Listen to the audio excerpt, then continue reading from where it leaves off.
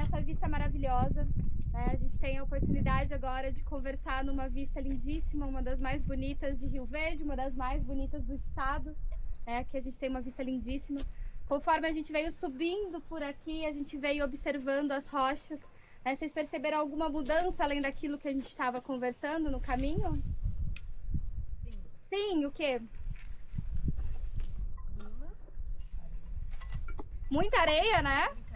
A gente vê muita areia no chão, muita areia branca, areia clarinha. Essa areia clarinha vai ser resultado da composição desse nosso arenito, que vai ser um arenito essencialmente de quartzo, um arenito essencialmente quartzoso. E vocês repararam também que tinha hora que a rocha ficava com bastante seixo, tinha hora que ficava com pouco seixo, tinha hora que os seixos eram pequenininhos, parecia grânulos, parecia como se fosse açúcar cristal, tinha hora que formava seixos grandes. Então isso está nos mostrando uma dinâmica de energia, de que está transportando esse material por água. Então a gente tem água transportando esse nosso material, ora um pouco mais energético, ora um pouco menos energético. Quando a gente saiu lá de baixo até chegar aqui em cima, o que é mais velho? Essas rochas que nós estamos agora ou aquelas lá do começo que a gente viu? Lá do começo. Começo, por quê? Porque está embaixo. Na verdade, todas essas rochas já passaram por um processo de litificação. Todas elas já são rochas. Então elas já estão compactadas, elas já estão cimentadas, então elas já estão num processo de rocha, mas aquelas estão embaixo, então elas são necessariamente mais velhas. O quanto mais velhas? É isso que a gente não sabe, que é a nossa datação relativa. Então a gente sabe que é mais velho. Pode ser que de lá para cá a gente tenha alguns poucos mil anos, um sistema, um grande rio funcionando por 5, 6 mil anos, mas pode ser que não, pode ser que a gente tenha uma grande diferença de idade. Quando eu falo diferença, pode ser que eu tenha aí 3, 4 milhões de anos separando essas grandes rochas. Como a gente foi subindo, a gente não viu grandes diferenças, a gente via uma alternância entre ora mais arenito, ora arenito mais com seixo, ora arenito com um pouquinho de seixo, ora praticamente só seixo. Então, como a gente foi vendo essa variação, você vê grandes mudanças, provavelmente não mudou o sistema, provavelmente era um único sistema funcionando num tempo. Então, quando a gente fala que é uma unidade geológica, a gente dá aqueles nomes, hoje a gente falou vários nomes, falou Ponta Grossa, Furnas, esses nomes que nós damos são esses nomes de unidade, que são uma sequência de rochas, que pode ser uma única rocha ou pode ser vários tipos de rocha, que elas têm uma semelhança de idade e de ambiente. Então, quando a gente chama lá em Rio Verde, lá no Morro da Lua, de Ponta Grossa, a gente não está falando só do argilito. Lá também tem areia. Lembra que tem aquelas camadas de areia? Então, também tem areia. A diferença é que lá tudo foi formado no ambiente marinho. Então, a unidade tem uma semelhança, por mais que varie um pouco o tipo de rocha. Aqui é a mesma coisa. A gente indo lá de embaixo até aqui em cima, a gente não vê grandes diferenças. Então, a gente está dentro de uma mesma unidade. A gente tem certeza que unidade que é? Não. Lembra do dado e interpretação? Então, a gente tem o dado. O que é o dado? A rocha. A rocha, que é um arenito, que tem seixos, que tem conglomerado, que tem uma energia para gerar isso, que foi gerado por água, que tem estruturas, aquelas feições sedimentares, isso é dado. A interpretação de como ele foi gerado, de que época que ele foi gerado, às vezes demanda de mais dados, depende um pouquinho mais aí de informação. Hoje, pelas pessoas que a gente conversa, talvez a nossa interpretação atual é que é Rio Ivaí, Então é uma unidade mais antiga aí do que o Furnas, que é aquela que está na Cachoeira Sete Quedas, tá bom? Mas olhando a paisagem, essa rocha ela é mais branca ou mais vermelha? Mais branca, ela é bem esbranquiçada. Vocês repararam que quando a rocha está exposta, ela se desagrega com facilidade? Que ela parece muito dura, muito coesa, mas quando a gente quebra, ela esfarela, vira areia. Por que isso? Porque é uma rocha sedimentar, porque é uma rocha que tem bastante porosidade. Lembra da nossa pipoca? O que é mais fácil quebrar? Um monte de pipoca com açúcar? Ou é mais fácil a gente quebrar um bloco de açúcar aí, de uma calda de açúcar que a gente faça e fica um bloco maciço? A pipoca ela tem poucas conexões, então é mais fácil a gente quebrar. A mesma coisa com a rocha sedimentar. Por isso que ela é chamada às vezes de rocha mole, porque ela é mais fácil de desagregar, as ligações dela acabam sendo mais finas. Para algumas coisas isso é ruim, né? Para fazer aí às vezes usar ela para fazer um asfalto não é muito bom, mas é isso que permite que ela tenha bastante porosidade, que ela tenha potencial de acumular água e que ela tenha potencial de acumular aí petróleo em um local que tem esse potencial, né? Uma rocha que a gente chama de reservatório. Ao longo do caminho a gente foi vendo também líquens. Todo mundo foi vendo líquens, né, nas rochas. Aqui a gente está cheio de líquens? Não. Alguns, mas bem menos, né? Por que a gente tem menos? Ele já ao sol. Ela está exposta ao sol, né? Então a gente vai tendo condições de intemperismo, condições de modificações dessas rochas diferentes, dependendo onde elas estão do nosso relevo, né? Que inclusive é um tema que aqui é maravilhoso a gente conversar, porque esse relevo é maravilhoso. Voltando para a paisagem, vocês conseguem ver lá ao longe aquela superfície bem plana? Aquela rocha que está ali, ela é branquinha que nem essa daqui? Acompanha ela ali para a lateral, ali eu tenho uma fenda que dá para ver mais a rocha. Não é, ela é meio avermelhada, né? Provavelmente é a mesma rocha que a gente está aqui? Não.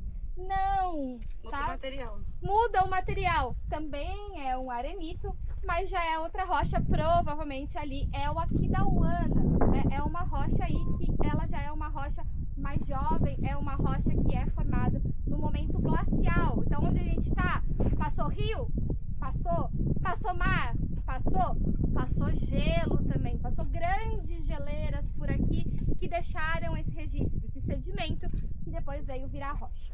Tá? Então, o que a gente está vendo aqui é o resquício desse material.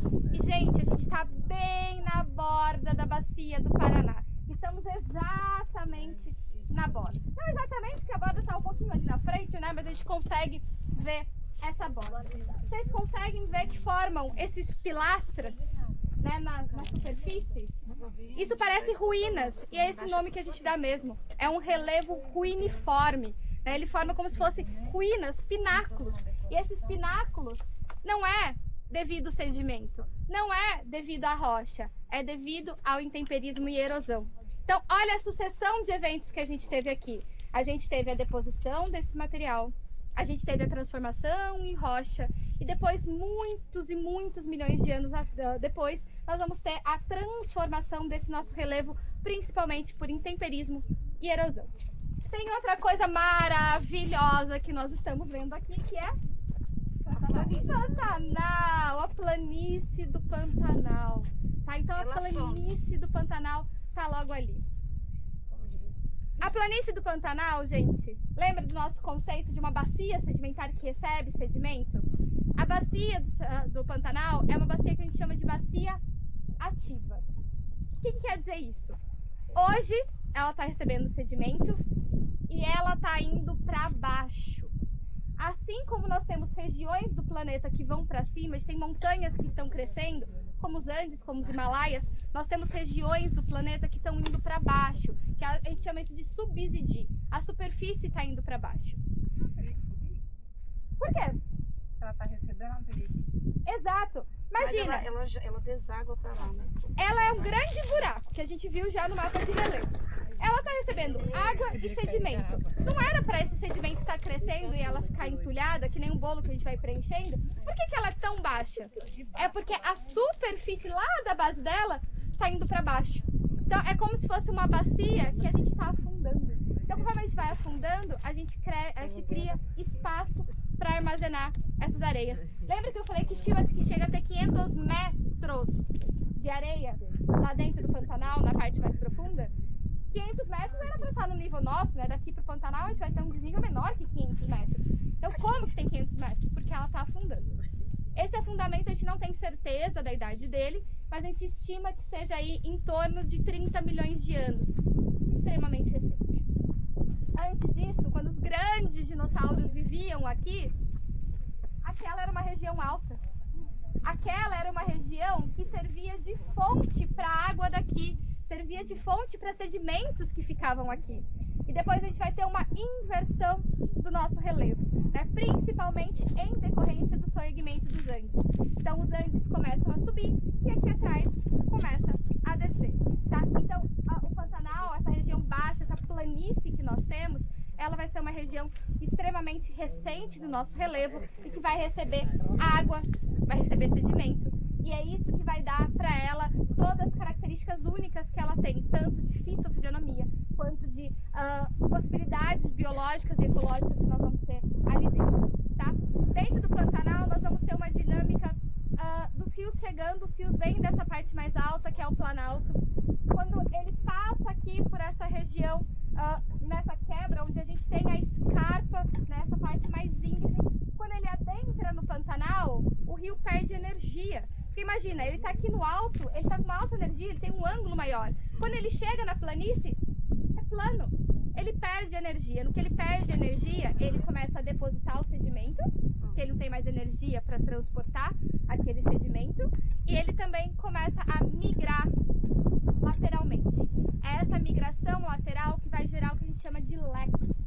Ele forma realmente como se fosse um leque de abanar aquele formato, né? Isso é uma feição muito comum em vários lugares do planeta. Desde uma feição pequenininha, às vezes a gente vê uma aguinha passando e já formando um lequezinho, até feições gigantescas como é o Pantanal. O maior rio que gera, né, essa feição mais arredondada do Pantanal é o Taquari. Tá? O Taquari é ele que vai formar o grande leque do Taquari. Então são feições únicas, não só do nosso estado, não só do Brasil, mas são feições únicas do mundo. Tá? Então são feições, o mega leque do Taquari é considerado um dos maiores leques do mundo que nós temos. Então vocês estão tendo a oportunidade aqui de ver feições tanto muito antigas, né, aqui de 400, 500 milhões de anos, 400 e poucos milhões de anos, até feições mais jovens que ainda estão em formação, ainda estão depositando. É tudo sedimentar? Tudo sedimentar, mas um contexto completamente diferente, né, climaticamente, de tempo, de história, de organismos. Os organismos que viviam aqui, muitos já foram extintos. Muito não deixou nem descendente, né? Enquanto que lá nós tínhamos já os hominídeos, nós tínhamos nossos antepassados já vivendo aqui. E a evidência disso são as pinturas rupestres que a gente tem aqui na igrejinha também. Na igrejinha nós também temos pinturas rupestres. Nós também temos nossos antepassados que passaram por aqui e viram exatamente essa paisagem. Mudava um pouco? Mudava, principalmente vegetação. O clima mudava um pouco, tinha hora que é um pouco mais úmido, um pouco mais seco, mas essas ruínas, esse relevo uniforme, essa visão, essa paisagem, o Pantanal, isso eles já viam, né? Então eles já tinham esse mesmo contato que nós tínhamos, né? E por aqui eles usaram como morada, usaram para deixar as suas identidades. Então a gente tem uma história extremamente antiga até uma história extremamente jovem do ontem, que é os nossos hominídeos, né? Que a gente tem aí datações, aqui não, mas no estado a gente tem datações aí de cerca de 10 mil anos, 8 mil anos, né? Que habitaram aqui também, tá bom? Dúvidas? Qual que é a altitude daqui ali do Pantanal, a diferença aqui? Vamos tirar uma medida aqui? Vamos ver. Vou tirar uma medida aqui pra gente ver exatamente a altura. Pés, será? De altitude? Eu vou tirar a medida aqui. Quanto você chutou? Eu acho que 1.500 de altitude. Não. 527 metros estamos aqui. Quanto? 527 metros. 527? 527? Aqui do lado. Né, desse ponto daqui que nós estamos. Aqui onde que a gente está aqui. É que nós não estamos na beiradinha, né? Assim, que tem aquela noção de... Você quer saber a altitude daqui em relação à planície? Vai dar uma média de 250. Parece muito, né? Parece pouco, né? Parece que é tão alto. Aqui ainda não é tão baixo e ele vai ficando cada vez mais baixo. A gente vai ter altitudes mínimas do Pantanal aí em cerca de 60, 80 metros, mas mais próximo do Rio Paraguai, tá? Então aqui a gente vai ter uma descida bem suave daqui, que a gente está na borda, até chegar lá no Rio Paraguai. Não parece tanto, mas imagina, um desnível de 250 metros do nada, né? O quanto o nosso rio perde energia quando ele adentra na planície do Pantanal, né? Então é uma dinâmica bem diferente, tá bom? Vocês perceberam a diferença de vegetação também, né? A gente vê que a gente tem uma mistura, a gente tem bastante cactáceas, a gente tem bastante coisas diferentes, que é o que o Beto vai falar mais, que ele veio comentando também, né, dessa vegetação rupestre, essa vegetação antiga, adaptada às rochas, adaptada a essa situação, tá? Então, aqui a gente tem vários atributos interessantes. A gente tem o atributo da paisagem, a histórico das pinturas rupestres, a gente tem o atributo geocientífico, tanto do Pantanal quanto das rochas que aqui nós estamos, tá? Então, é uma oportunidade lindíssima que vocês têm aqui em Rio Verde.